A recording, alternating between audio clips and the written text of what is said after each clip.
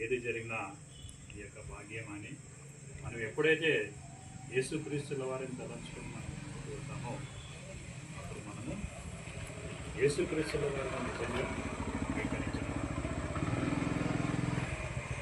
అందుకే భక్తులు ఎంతోమంది ఎన్నో ఇబ్బందులు పడిన ఎన్నో అవమానాలకు గురైన ఎన్నో హింసలకు గురైనప్పటికీ వాళ్ళు యేసుక్రీస్తుల వారిని విడిచిపెట్టలేదండి.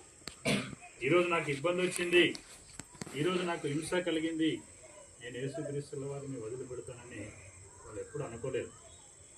ఇంకా కొంతమంది నాకు మేలు జరిగింది, నేను ఇంకా ఎక్కువ దేవుని స్థుతిస్తాను, ఇంకా నేను ఎక్కువ దేవుని పొగుడుతాను, అది బాధలైనా ఇబ్బందులైనా నేను దేవుని వైపే ఉంటాను, యేసుక్రీస్తుల వారిని అంగీకరిస్తానని వాళ్ళ భక్తులు సాక్ష్యం ఇచ్చారు. అందుకే కొత్త నిబంధన గ్రంథంలో మనం ఒకసారి చూస్తే తెస్సలోనికీయులకు రాసిన మొదటి పత్రిక 5వ అధ్యాయం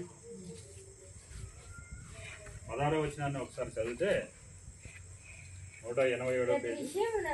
ప్రతి విషయమునందు కృతజ్ఞతాస్తుతులు చెల్లించుడి, ఇలాగు చేయుట యేసుక్రీస్తునందు మీ విషయములో